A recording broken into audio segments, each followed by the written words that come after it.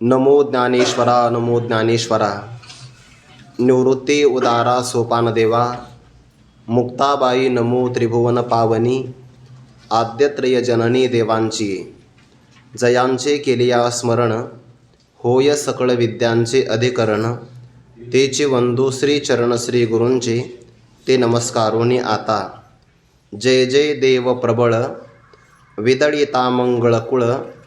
निगमागमद्रुम फळ फलप्रद. कैवल्य साम्राज्य चक्रवर्ती विश्वमाऊली ज्ञानोबाराय सकल ब्रह्मनिष्ठ गुरुजनांच्या परमकृपेने श्री भगवती ज्ञानेश्वरीचा कलशाध्याय अर्थात एकाध्यायी गीता म्हणून ज्या अध्यायाचं ज्ञानोबाराय वर्णन करतात अशा 18व्या अध्यायाच्या चिंतनाला प्रारंभ आपण केलेला आहे.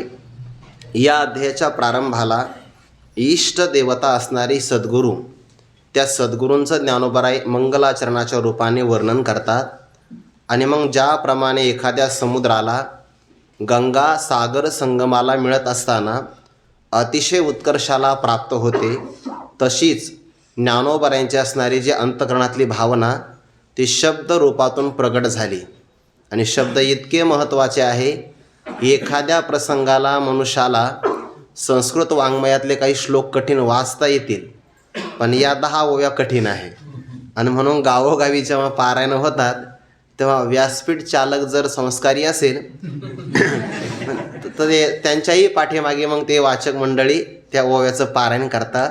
अर्थात संस्कृत प्रचूर असणारे हे शब्द आहेत, पण एक एक शब्द मात्र इतका तोला मोलाचा आहे, कारण तो सामान्य व्यक्तिमत्वाच्या मुखारविंदातून प्रगट झालेला नाही. ज्ञानोबाराय म्हणतात, माझिया सत्यवादाचे तप वाचा केले बहुत कल्प. तया फळाचे हे महाद्वीप पातली प्रभू. सत्यवादाचं अनंत कल्पापर्यंत केलेलं तप आणि त्या वाचिक तपाचा परिणाम म्हणजे ज्ञानोबारायांच्या या ज्ञानेश्वरीचं झालेलं व्याख्यान आहे. आणि अशा तपातून प्रगट झालेली ज्ञानेश्वरी, त्यातला एक एक शब्द हा मंत्र स्वरूप आहे. साचची बोलाचे नवे हे शास्त्र. संसार जनते शस्त्र. आत्मा अवतरविते मंत्र अक्षरे ये. शास्त्रामध्ये प्रत्येक मंत्राच्या काही देवता आहे आणि त्या त्या मंत्राचं अनुष्ठान केलं की ती देवता प्रगट होऊ शकते. तसं ज्ञानेश्वरीतलं प्रत्येक अक्षर मंत्र आहे. आणि या मंत्रांचा उच्चार केल्यानंतर कोणत्या देवतेला प्रगट करते? आत्मा अवतरविते मंत्र अक्षरे ये.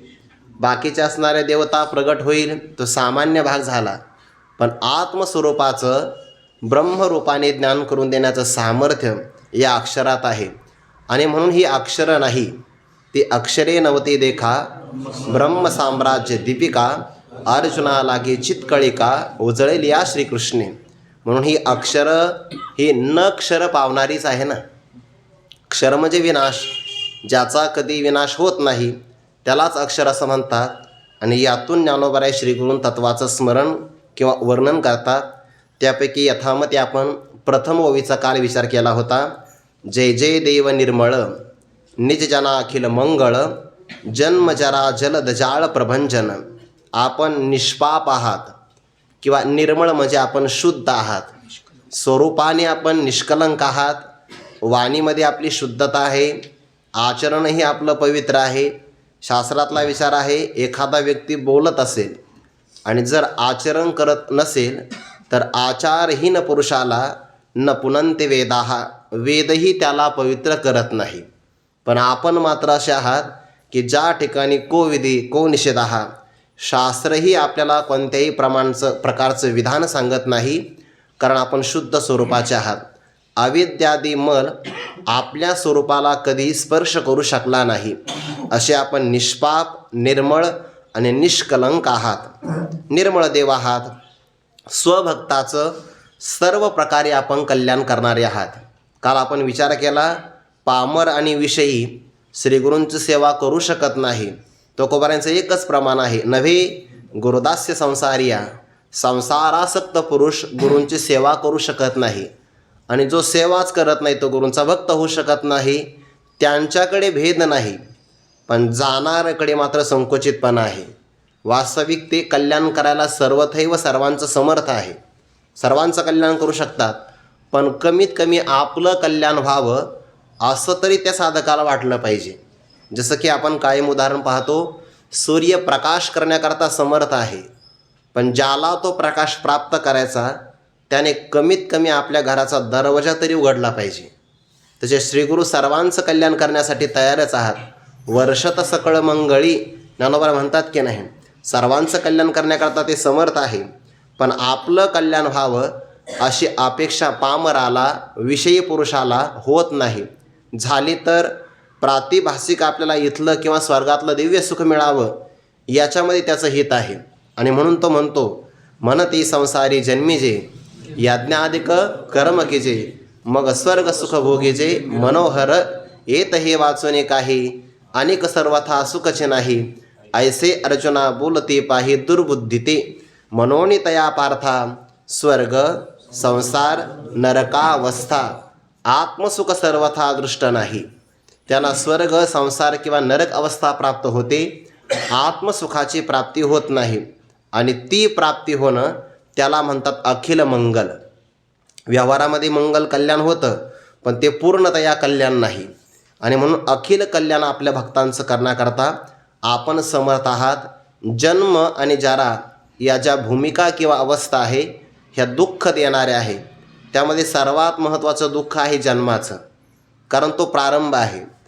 तिथपासून दुःखाला प्रारंभ होतो तो मृत्यूपर्यंत. मृत्यूच्याही अगोदर वार्धक्याचं दुःख आहे. ज्ञानोबा म्हणतात वार्धक्य म्हणजे मृत्यूचं पत्र आहे. अंगी वृद्धतेची संज्ञाही मरणाची. वार्धक्य अवस्था प्राप्त झाली शरीराला तर मरणाचं ते पत्र किंवा संदेश आहे. आणि त्यामध्ये मग ऐसी दशा येईल पुढे, तै मन होईल वेडे, तव चिंतोनी ठेवी चोखडे आत्मज्ञान. कालही आपण विचार केला होता, तारुण्य असावं आणि त्या तारुण्यामध्ये अध्यात्म विचाराचं बळ पाठीमागे असावं, त्या तारुण्याला शोभा आहे. म्हणजे यौवन असावं पण विचार संपन्न यौवन असावं, तारुण्य असावं. म्हणजे ते बाबा वाक्य सांगत असतात, ज्ञान व्हावं आणि आयुष्य उरावं.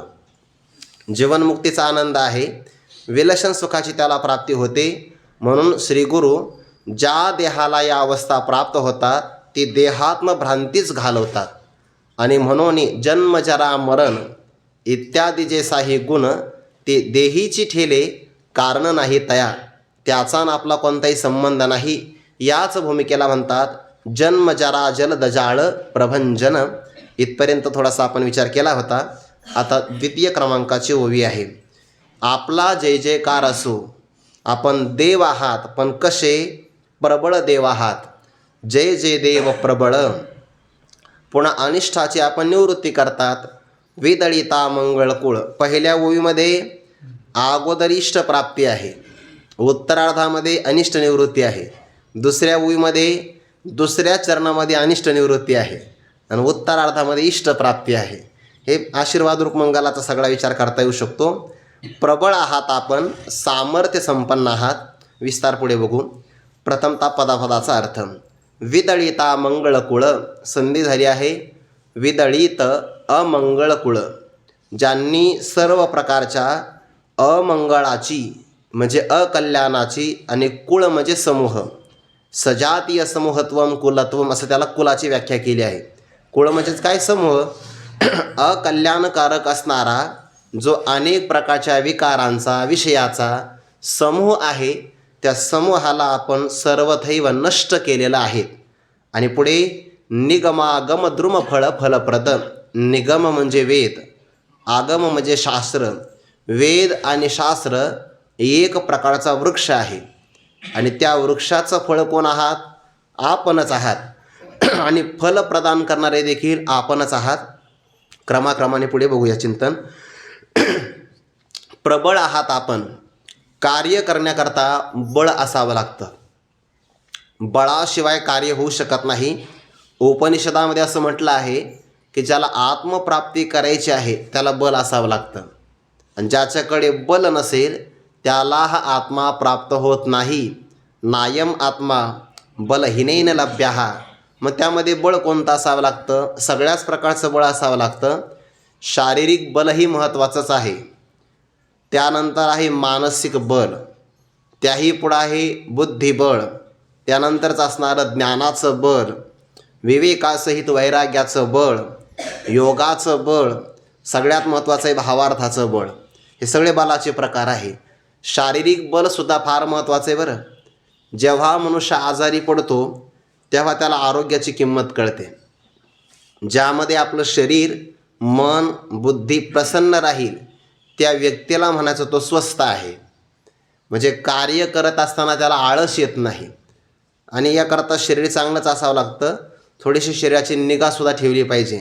प्राणायाम म्हणा, सूर्यनमस्कार म्हणा, हे काही ना काहीतरी प्रकार केले पाहिजे.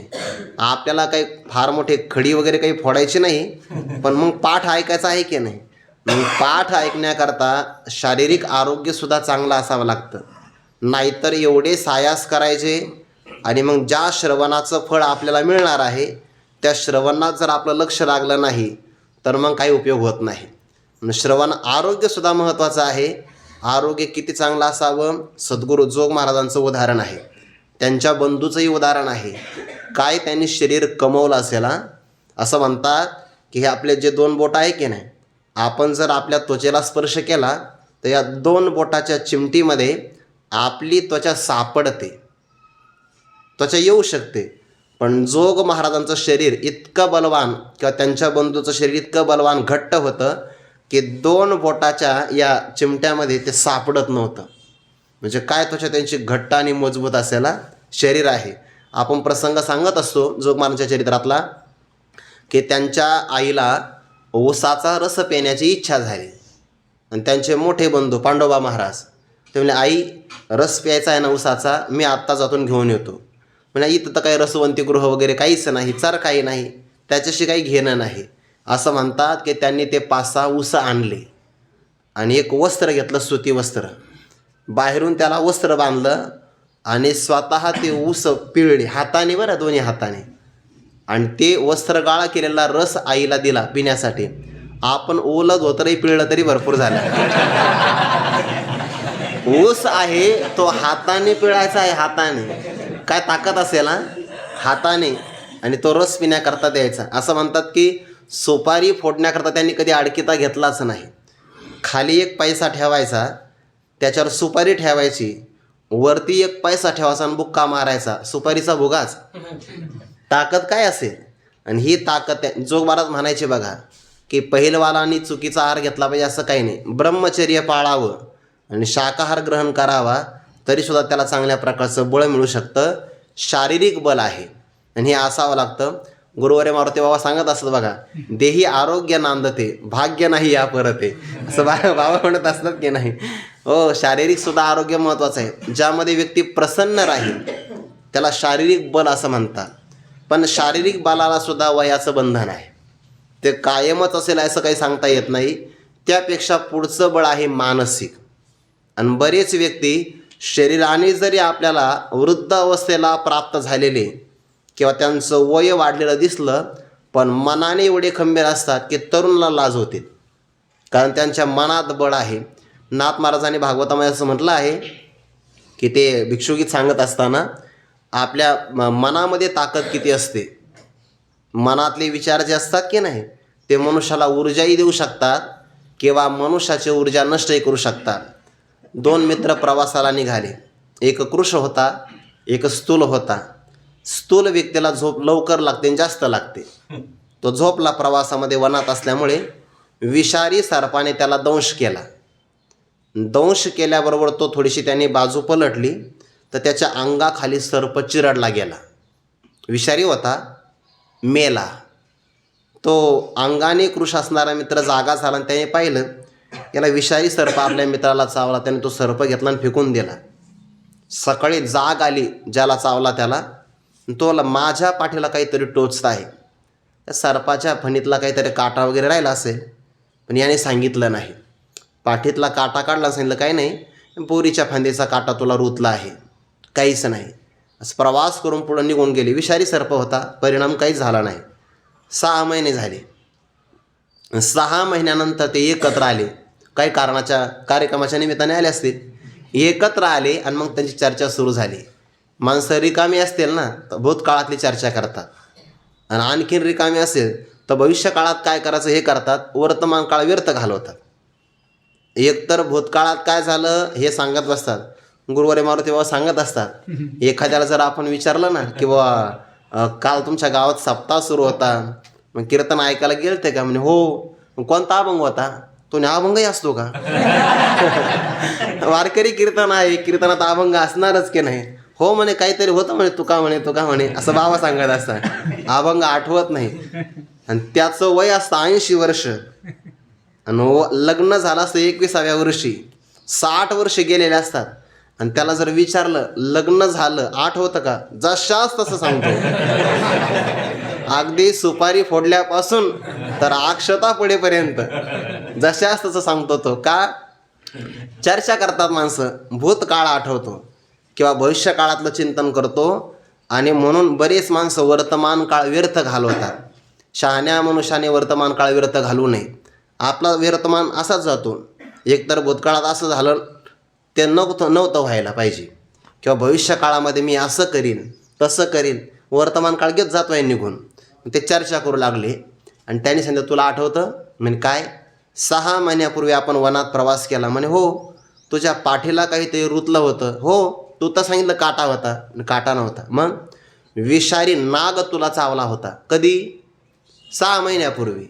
आता तो विषारी नाग मला चावला असा विचार केल्यामुळे तो दुसऱ्या क्षणात धाडकन जमिनीवर कोसळला.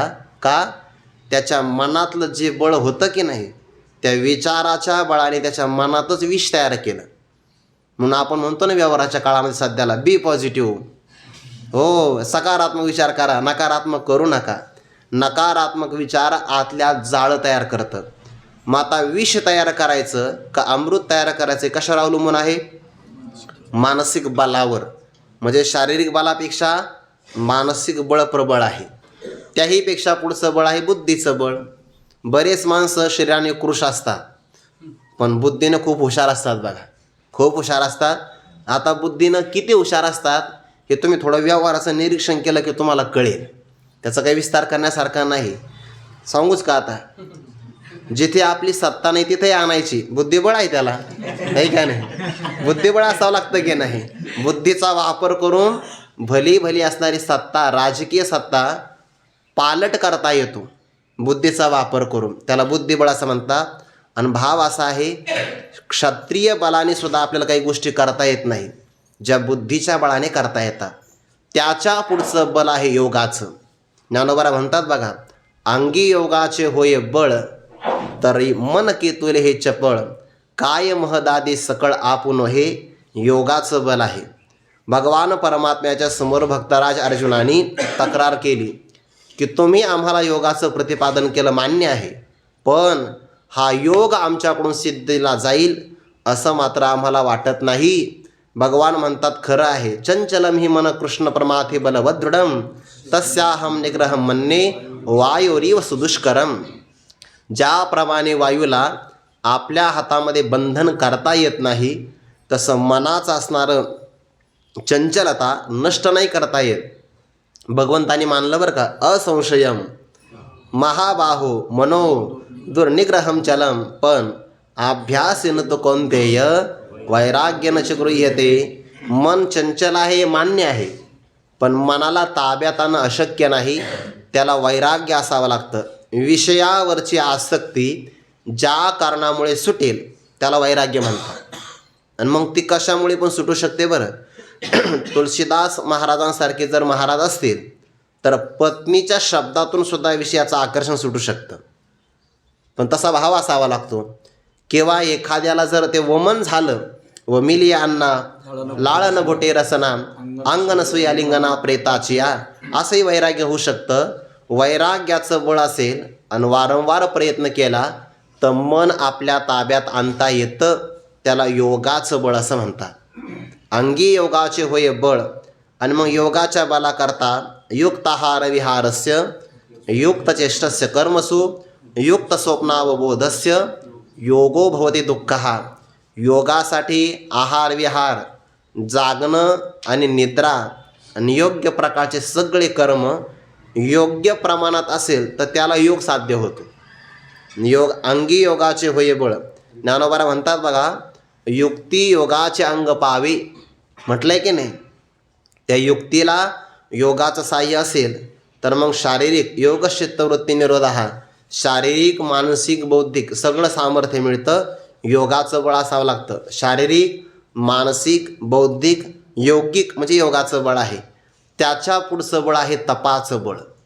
सगळ्यात महत्त्वाचं आहे ते कायमच आपण घटना पाहत असतो की नाही, की म्हणे तो विश्वामित्र नावाचे क्षत्रिय राजे होते आणि मग ते शिकार करण्याकरता निघाले. राजा चालला की त्याच्याबरोबर सैनिक सेनापती सगळा लवाजमा असतो. शिकार करण्याकरता चालली. रावो तेथे कटक वा सौजन्य तेथ स्वयरिक वन्नी तेथ दाहक सामर्थ्य की. राजा असेल तर सैन्य असणारच. रावो तेथे कटक त्याला अविनाभाव संबंध असं म्हणतात. याच्याशिवाय ते राहू शकत नाही. राजाला संबंध असावाच लागतो की नाही, नाहीतर मग राजा कसला, राजा एकटाच चालला, राजा नाही म्हणत त्याला कोणी. राजाच्या बरोबर सैनिक असावाच लागतो. जस राजा चाले तेथं वैभव सांगा ते बरोबर वैभव असतं. राजा एकटा शोभत नाही, जसा नेता एकटा शोभत नाही, कार्यकर्ते असावे लागतील मागं पुढं. तसं आहे ते विश्वामित्र निघाले शिकार करण्यासाठी. दुपारची वेळ झाली पण शिकार काही लागलीच नाही. पण मग आता 12 वाजले की भूक लागतेच ना. मग सैनिकाला विचारलं, बघा बरं कुठं गाव आहे का. 2-3 सैनिक झाडावर चढले. सगळे कामं सगळ्यांना जमत नाही. त्यांनी सांगितलं समोर एक आश्रम आहे बा, म्हणजे मग ऋषीमुनींचा आश्रम आहे तर जावं लागेल. त्या काळातल्या राजांना सुद्धा माहिती होतं की ऋषींच्या आश्रमामध्ये काही ना काही मिळू शकतं. हे हल्लीच्याही काळातल्या राजांना कळालं पाहिजे. पूर्वीचे राजे जायचे ना आश्रमामध्ये, का काही ना काहीतरी चांगलं ऐकायला भेटेल किंवा प्रसाद तरी भेटेल आपल्याला. गेले. वशिष्ठांचा आश्रम होता. नंदिनी नावाची कामधेनू त्यांच्याकडे. राजाने सांगितलं आम्हाला, ते वशिष्ठांनी पाहिलं आणि राजाला सांगितलं तुम्ही 12 वाजता आलेत, अतिथी आहात आणि अतिथी देवो भव ही आपली संस्कृती आहे. कृपया समोरचा जलाशय आहे, स्नान करा किंवा पाद प्रक्षालन करून या, भोजनाची व्यवस्था आम्ही करतो. ते गेले हातपाय धुण्यासाठी आणि येऊन पाहता तर नवीन मंडप, बसण्याकरता बैठक व्यवस्था. बरं अधिकारानुसार सैनिकांना चटाया, सेनापतींना उच्च आसन, राजाला सिंहासन बसण्याकरता. पदार्थसुद्धा भरपूर प्रमाणामध्ये वाढले, पंचपक्वान्न. सैनिकांनी काही नाही विचार केला. 11:45 हातपाय धुण्याकरता गेले, 12 वाजता मंडपासहित स्वयंपाक तयार. बाकीचे सैनिक कशाला विचार करतात, त्यांचं फक्त एकच उद्दिष्ट, वाढ मागं जाऊ द्यायची नाही. एकच उद्दिष्ट. सैनिक भरपूर जेवले पण राजा मात्र जेवला नाही. विश्वामित्र तो म्हणला मी राजा असून सुद्धा मला कमीत कमी ही सगळी व्यवस्था करण्यासाठी दिवस लागू शकतो. आणि हे तर ऋषी आहे, काही संपत्ती नाही यांच्याकडे, आणि एवढी व्यवस्था 15 मिनिटामध्ये केली कसं काय. राजा जेवलाच नाही. त्याचं विचारचक्र सुरू झाला की नेमकं काय झालं असेल. सगळ्यांचे जेवणं झाले. काही चांदीच्या ताटामध्ये जेवले, काही केळीच्या पानामध्ये. राजाकरता सुवर्ण ताट होतं. राजा काही जेवला नाही पण प्रसाद म्हणून थोडासा जेवला. आणि मग त्याने वशिष्ठांना विचारलं, राजा या देशाचा, पण माझ्याकडे सुद्धा एवढी व्यवस्था नाही, तुमच्याकडे काय आहे. आणि काही नाही, माझ्याकडे एक माता आहे. कोणती? नंदिनी नावाची कामधेनू. आणि त्या आईला फक्त प्रार्थना केली, ती येते जेधवा जो मागे ते एक सरीचे प्रसव लागे. जया ते कामधेनू माय तयाशी अप्राप्य काही आहे, काहीच नाही. बघा, कामधेनू माझी माय आहे. तिला प्रार्थना केल्याबरोबर तिने सगळं प्रदान केलं. मग विश्वामित्र क्षत्रिय आहे ना, बुद्धी पलटली. म्हणजे मग तुम्ही जर असा साधूच आहात तर साधूकडे अशी गाय काय करायची. जसं व्यवहारात लोक म्हणतात ना, महाराज तुम्हाला गाडी कशाला हवी, तसं तुम्हाला ही गाय कशाला पाहिजे. माझ्या राज्यात दुष्काळ पडतो आहे तर मला द्या. वशिष्ठांनी सांगितलं तू राजा आहे, जेवण देणं हे माझं कर्तव्य होतं. तो याचना करतो आहे, पण कामधेनूची इच्छा पाहिजे की तुझ्याकडे यायचं किंवा न यायचं. मी तुला नकार नाही देऊ शकत, तू राजा आहे. आणि मग कामधेनूला सांगितलं तुला जायचं असेल तर तू जाऊ शकते, राहायचं असेल आश्रमात तर राहू शकते. ती गाय होती पण विचारी होती. त्या नंदिनीने सांगितलं क्षत्रियाचा सहवास करण्यापेक्षा साधूचा रहवास कधी पण चांगला आहे. सहवास चांगला आहे. जनी भाग्याने किंचन, यांच्याकडे काही नसू द्या, पण साधूचा सहवास उत्तम आहे. आणि मग तिने आपल्या अंगातून नवीन सैनिक तयार केले. राजाचे सैनिक जेवले होते, बरेच वाम कुक्षित तयार होते, दुपारची विश्रांती घ्यायची आपल्याला. आता ताज्या दमाचे सैनिक आणि जेवलेले सैनिक यांच्या युद्धामध्ये कसं काय निभाव लागणार आहे. विश्वामित्राचा पराभव झाला आणि त्याने तेव्हा शब्द वापरला, क्षात्र बलाचा धिक्कार असो. दिक्क्षात्र बलम, क्षत्रियाचं बल आहे. दिग्बलम क्षात्रबलम. हा, ब्रह्मबलम बलम परम. ब्रह्म म्हणजे ब्राह्मणाचं बळ परम आहे आणि का तपाचं बळ आहे. ते भागवतामध्ये एक श्लोक आहे बघा, ब्राह्मणस्य हि देहोयम क्षुद्र कामाय नेस्यते कृच्छ्राय तपसेचेह प्रेत्यानंत सुखायच. ब्राह्मणांचा देह जो आहे ना तो क्षुद्र कामनासाठी निर्माण झालेला असा नाही. मग जिवंत असताना कठीणातले कठीण व्रत करावे आणि देह पातानंतर अनंत सुखाला प्राप्त व्हावं. हे क्षत्रियाचं बळ काय बळ आहे. सगळ्यात बल आहे मोठं ब्राह्मणांचं, ते तपामुळे आलेलं आहे.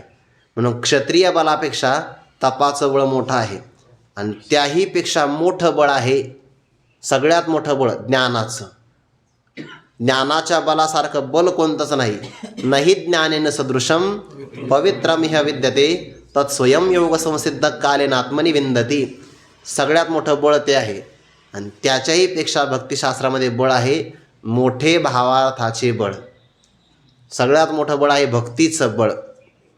ज्ञानोबारांचं प्रमाण आहे बघा, भाव बळे आकळे एरवी हा योगिया नाकळे. योगिया नाडळे वेदार्थाशी नाकळे, जेत ध्यानाची ही डोळे पावतीना. चौथ्या अध्यायामध्ये ओवी की नाही, योगी पुरुषाला हा सापडत नाही, वेदाच्या अर्थाला हा कळत नाही आणि ध्यानाच्या डोळ्यांनी प्राप्त होत नाही. योगिया एरवी हा योगिया नाडळे वेदार्थाशी नाकळे, जेत ध्यानाचे ही डोळे पावतीना. पण तो हा निज स्वरूप अनादि निष्कंप परी कवने माने सकृप झाला आहे. कोणत्या प्रमाणाने हा अर्जुनाकरता कृपावंत झाला. भक्तीचं बळ आहे बघा, भक्तीचं. आणि भक्तीचं जर बल असेल तर परमात्मा आपल्या ताब्यामध्ये येऊ शकतो. कार्य करण्यासाठी बळ असावं लागतं. आणि सगळ्यात मोठं बळ असेल तर ते बळ दोघाकडे आहे. एक आहे देवाकडे आणि दुसरं आहे संताकडे. जास्त विस्तार नाही करत, एका वाक्यात पुन्हा आता माघारी येतो आहे. देवाचं बळ किती आहे. देवाच्या बलाकरता असं म्हणतात की भगवंताने गिरी गोवर्धन येणे उचलिला. भगवंताचं बळ आहे बघा, काय नाही. गोवर्धन पर्वताला फक्त भगवंताने हात लावला, पर्वत गेला ना वरती, आणि त्या पर्वताच्या माध्यमातून गिरी गोवर्धन येणे उचलिला. कालिया महासर्प नाथोनी आणिला, जळत वनवाव मुखीचे प्रासेला, गिळिता आघासूर चिरोनी सांडेला. किती बळ आहे हो. नोगडता बाळपणाची फुली, जेने मी अदानवी सृष्टी केली, करी गिरी धरोनी उमानिली महेंद्र महिमा. बाळपणाचा आकार नाहीसा पण झाला नव्हता. म्हणजे परमात्मा रांगतच होते किंवा फार झालं तर 2-3 घरामध्ये पळत जात असते. असा बालपणाची अवस्था पूर्ण बदलली सुद्धा नाही तर गोवर्धन पर्वत उचललेला. किंवा भगवंताने आपलं सामर्थ्य सांगितलं 9व्या अध्यायामध्ये, माझं सामर्थ्य काय म्हणे. आकाश सर्वत्र वसावे, वायूने नाव भरी वगे नसावे, पावके दहावे वर्षावे जळे, पर्वते बैसकान सांडावी, समुद्र रेखा नोलंडावी, पृथ्व्या भूते वाहावे हे आज्ञा माझी. हे देवाचं बळ आहे की ना. ऐसा जो समर्थ तो मी जगाचा नाथ, गगनायसा साक्षीभूत तो हे मीची.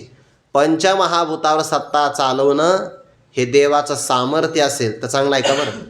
पंचमहाभूतावर सामर्थ्य चालवणं हे देवाचं बळ असेल तर त्या देवाला आपला रथ चालवण्याकरता बाध्य करावं हे भक्ताचं सामर्थ्य आहे की नाही. सारथ्यपण पार्थाचे करीत असे, देखा नवलतया प्रभूचे, अद्भुत प्रेम भक्ताचे, जे सारथ्यपण पार्थाचे करीत असे. किंवा गुरुवर्य मारुती बाबा सांगत असतात, देवापेक्षा संतांचं बळ काकणभर अधिक आहे म्हणे. म्हणजे कसं काय.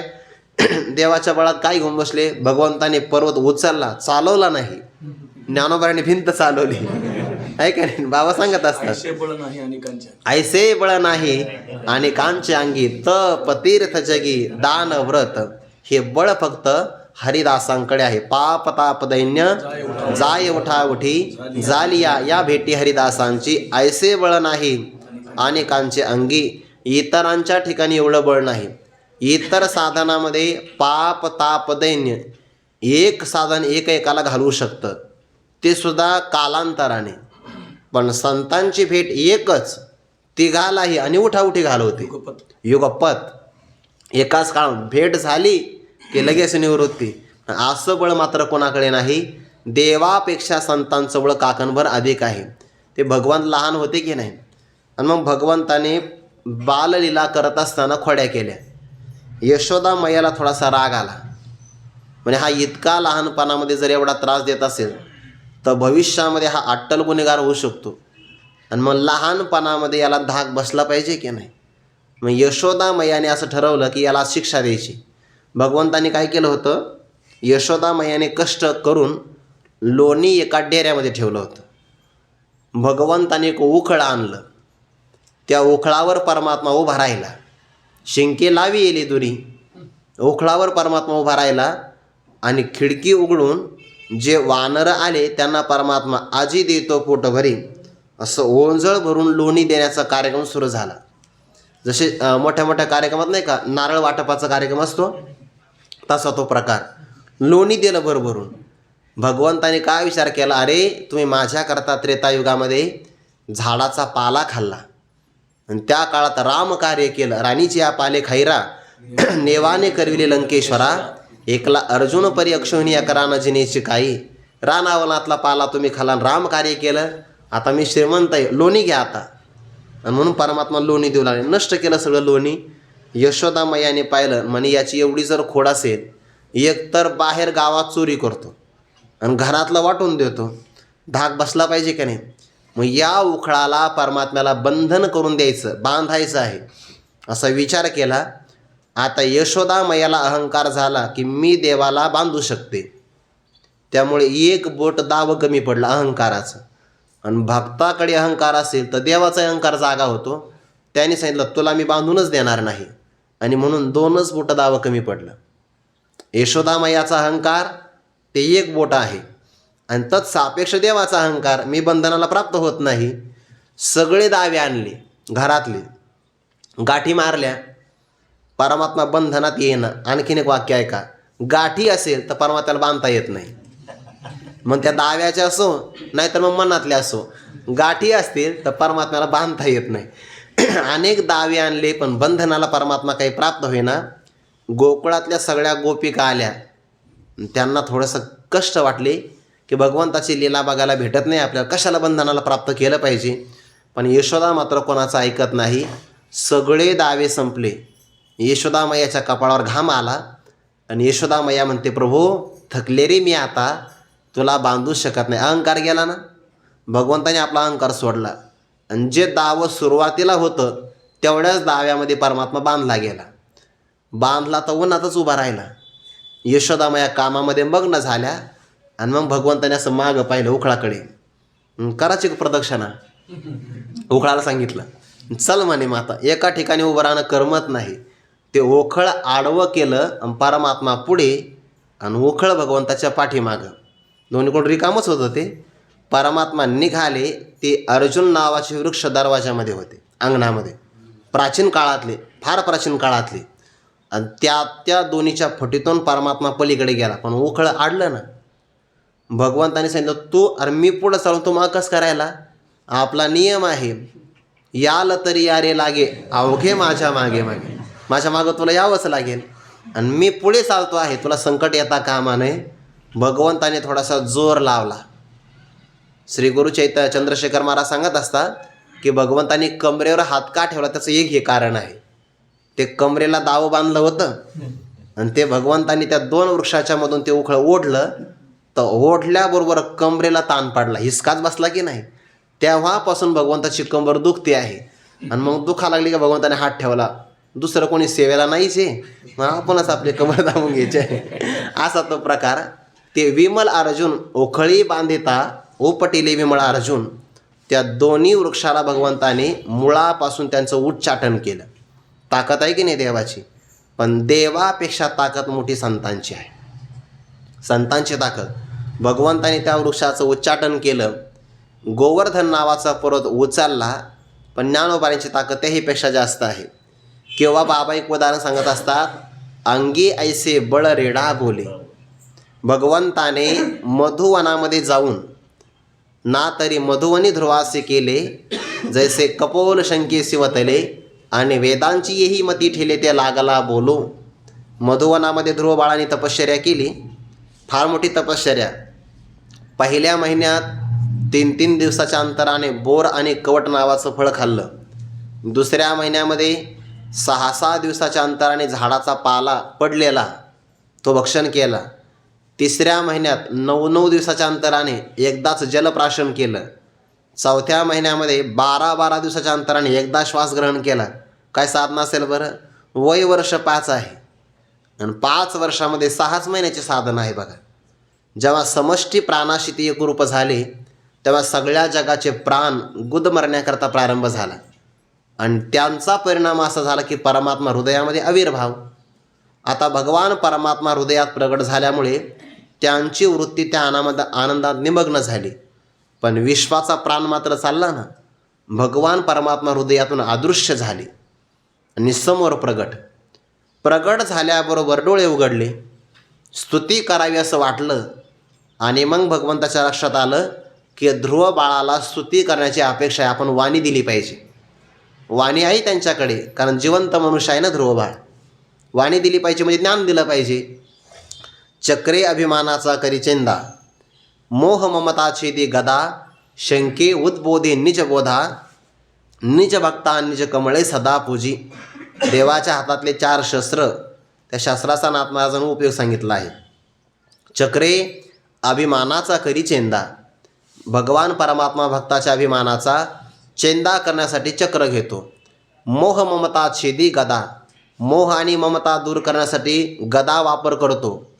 शंखाच्या द्वारे त्यातला निजबोध प्रकट करतो.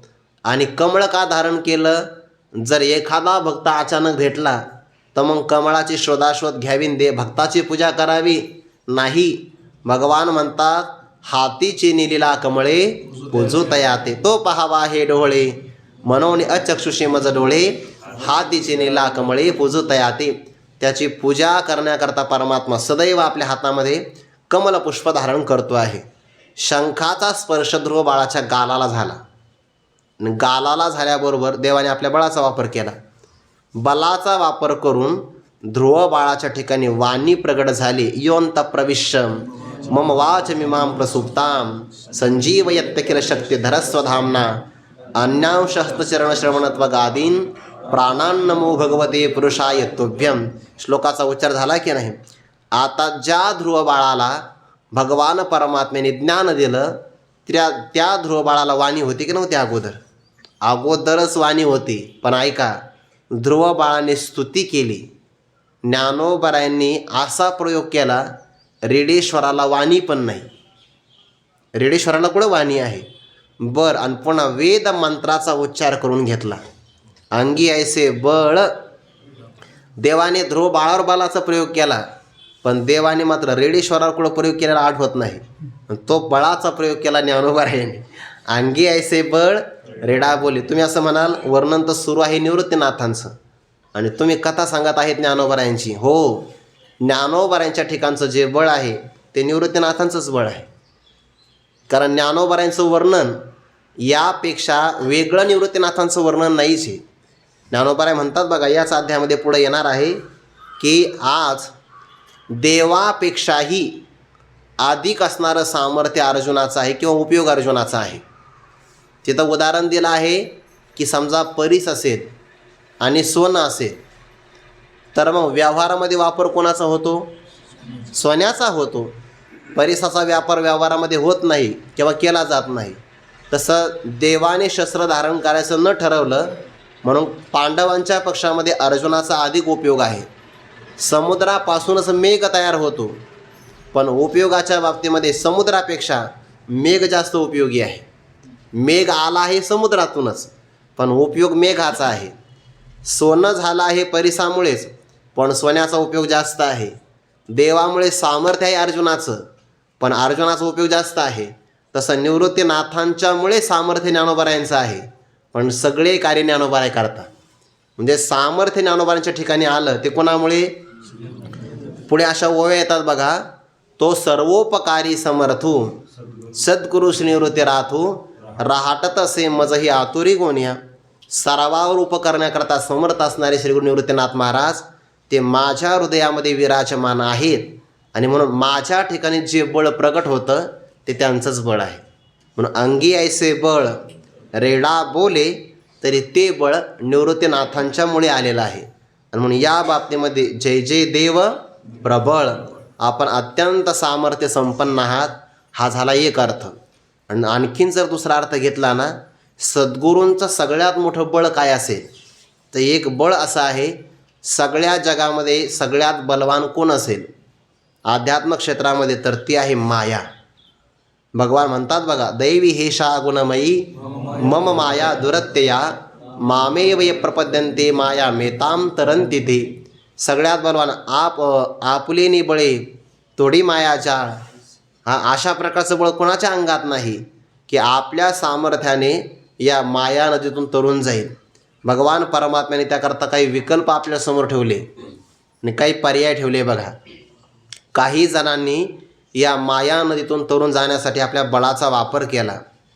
भगवान म्हणतात, एका जणांनी हे प्रयत्न करत असताना एथ एक नव लावो जो जो की जे तरुण पावो तो तो अपाव होय ते ऐक. काय काय सामर्थ्य केलं? एक स्वयंबुद्धीच्या बाही रिगाले तयांची शुद्धीचे नाही. एक जाणीवेच्या डोई गर्वेची गिळिले. एके वेद त्रयाच्या सांगडी घेतल्या अहमभावाच्या धोंडी. ते मदमिनाच्या तोंडी सगळेचे गेले. एके वैसेचे जाड बांधले मनमताचे एकासे लागले. ते विषय मगरी सांडले चगळून या. ते कामाच्या जे नादी लागले ना ते कामातून गेले. 4-5 वया तिथं आलेले त्यांच्यासाठी. सगळे पाठी मरणाचे रेवे रोवले ऐसे कामाचे कासे लागले ते गेले वाया. म्हणजे अगोदर जाणीव घेतली, स्वयंबुद्धी, वेदत्रयाची सांगड, कामाधिक विकारांचा असणारा पक्ष घेतला, ते सुद्धा माया नदीतून पहिलं तीराला गेले नाही. मग विवेकाचा तागा न लगे वैराग्याची नाव नरिगे वरी काही तरो योगे परी विपाय तो. हे माया नदीतून तरुण जाणं कठीण आहे, म्हणजे माया बलवान आहे. पण अशा मायेचं असणारं जाळ जे आपल्या सामर्थ्याने लीलया नष्ट करतात ते सामर्थ्य आहे सद्गुरूंचं. माया नदी जीवाला स्वसामर्थ्याने तरुण जाता येत नाही. ज्ञानोबा त्याकरता बरेच उदाहरण देतात. जवळपास 9 प्रकारची उदाहरणं आहे. अपत्यशिळा व्याधी आकळे साधूशी दुर्जनाची बुद्धी की रागी सांडी सिद्धी आली साती. जरी चोरा सवा दाटे अथवा मिनागळ घोटे ना तरी भेडा उलटे विवसी जरी. पाडस वागुर करांडी कामुंगी मिरू ओलांडी तरी मायेची पैलथडी देखते जीव. आणखीन उदाहरण देतात. मनोनिगा पंडसुता जैसे सकामान जिनवेची वनिता तेवी मायामय हे सरिता न तरवे जीवा. म्हणजे सगळ्यात बलवान कोण आहे आता? माया. त्याने ब्रह्मादिकानुलंघवे पार. स्वसामर्थ्याने ब्रह्मादिक पहिलं तीराला जात नाही. याचा अर्थ मायेचा प्रभाव जास्त मोठा आहे. पण अशा मायेचा प्रभाव आणि त्या मायेचं कार्य असणारं संसार याला श्री गुरु भेटल्याबरोबर नष्ट करतात. आणि संसार ऐसा दारुण जो भेटलाची हरिशीन तो ज्ञानदानी सकरुण भजजे गुरु. किंवा एथ एक चिलेला तरले जे सर्व भावे मज भजले तया ऐलीच थडी सरले माया जळ. जया सद्गुरु तारू पुढे जे अनुभवाचे कासे गाढे जया आत्मनिवेदन तरांडे आकळले. भगवान म्हणतात, या माया नदीतून तरुण जाण्यासाठी एकच समर्थ आहे, काया वाचा मनाने जे माझी भक्ती करतात, बस, बाकी कोणी नाही. ज्ञानोबा त्यामध्ये आणखीन एक पर्याय ठेवतात, जया सद्गुरु तारू पुढे. ज्याला सद्गुरूंचं साह्य मिळालं, भगवंताने फक्त असं म्हटलं बरं का, मामेव म्हणजे मलाच. भगवान म्हणतात फक्त तुलाच नाही. मग ज्ञानोबा म्हणतात हा भगवंताला की फक्त तुम्हालाच नाही, जे सद्गुरूंना शरण जातात या गोष्टीला वार्तिक म्हणतात बरं. म्हणजे उक्तानुक्तदुरुक्तानां चिंता यत्र प्रवर्तते तद्ग्रंथम वार्तिकम आहू वार्तिकज्ञा विचक्षणा. जे सांगितलं आहे किंवा जे सांगितलं नाही आणि ते सांगण्याचा जो प्रयत्न केला जातो त्याला वार्तिक असं म्हणतात. भगवंताने माम एव यामध्ये फक्त स्वतःचा निर्देश केला आहे, पण भगवंताला सांगायचं होतं पण वेळ तेवढा नव्हता.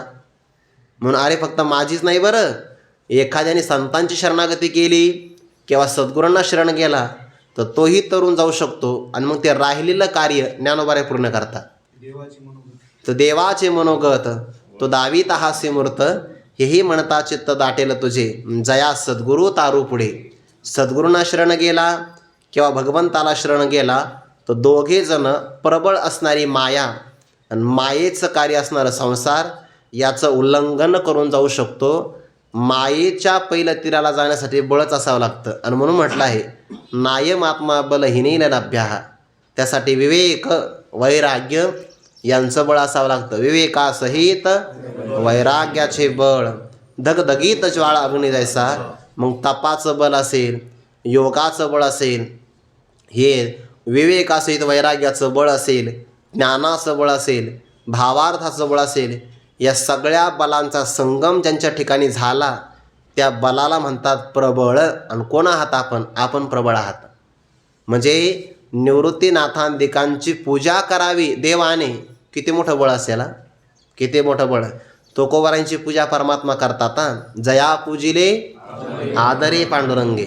समाधी प्रसंगामध्ये विष्णुमूर्ती चतुर्भुज पूजी ब्राह्मण द्विभुज. ज्ञानोबारांची परमात्मा पूजा करतात, तुकोबारांची पूजा करतात.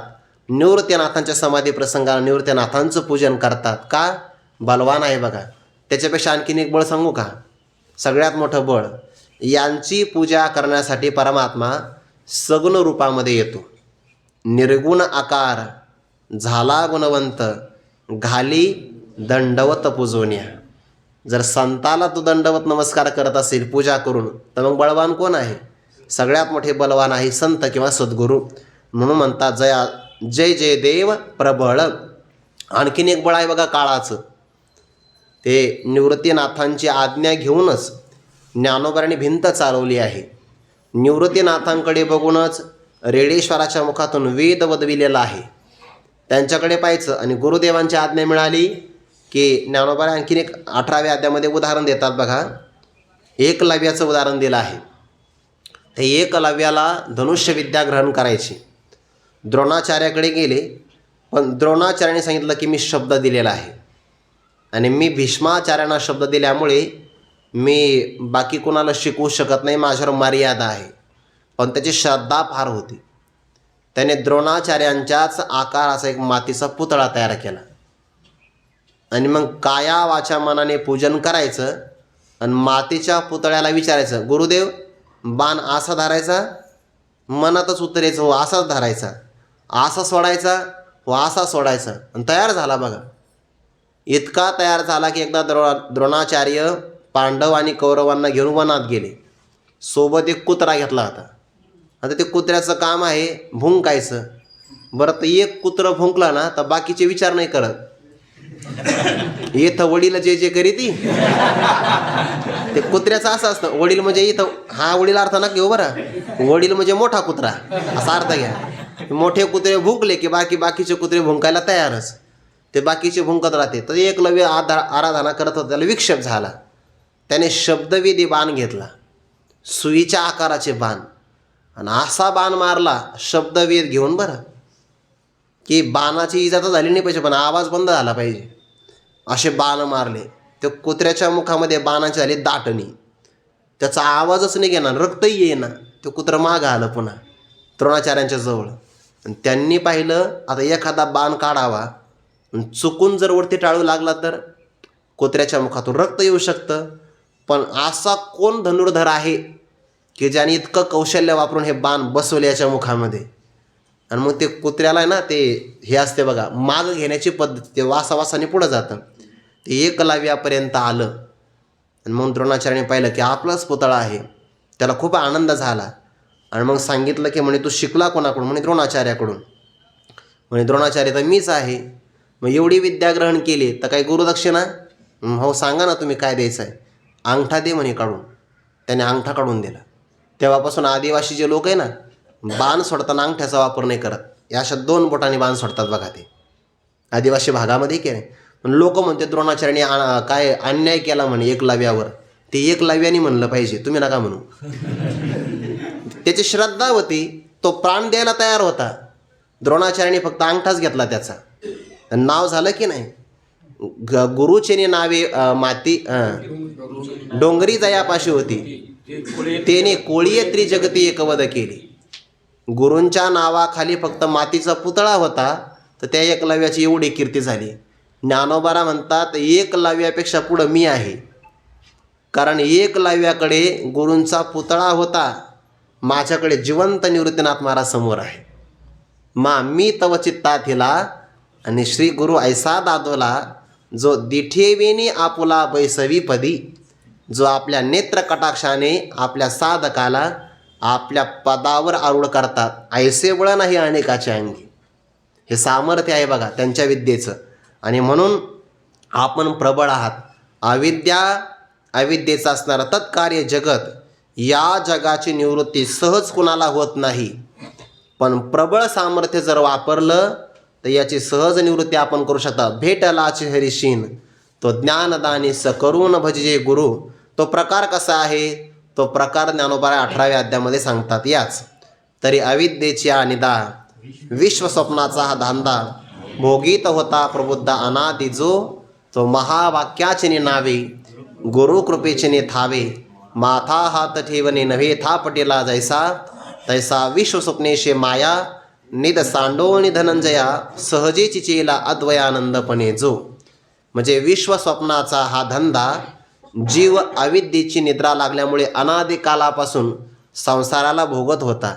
श्री गुरु त्या साधकाला तत्वमस्यादी महावाक्याचा उपदेश करतात. वाचार्थाचा परित्याग करून लक्षार्थामध्ये असणारं ऐक्य तो ग्रहण करतो. आणि मग अद्वय आनंद स्वरूपाने जागा झाला की जागा झाल्याबरोबर अहम ब्रह्मास्मिताकारक जी वृत्ती आहे ती अविद्येला नष्ट करते आणि अविद्या कार्याचा बाध करते. अशा अनादी कालाच्या संसाराला आणि त्याचं कारण असणारं अज्ञान त्याला घालवण्याचं सामर्थ्य ज्यांच्याकडे आहे ते आमचे सद्गुरू निवृत्तीनाथ महाराज आहे. आणि म्हणून म्हणतात जय जय देव प्रबळ, आपण अतिशय सामर्थ्य संपन्न आहात. विदळिता मंगळ कुळ, निगमागम द्रुम फळ फलप्रद. आणखीन काही विचार आहे तो विचार आपण उद्या करू. पुंडलिक वरदारी विठ्ठल श्री ज्ञानदेव तुकाराम माऊली ज्ञानेश्वर महाराज की जय. जगद्गुरु तुकाराम महाराज की जय. सद्गुरु जोग महाराज की जय.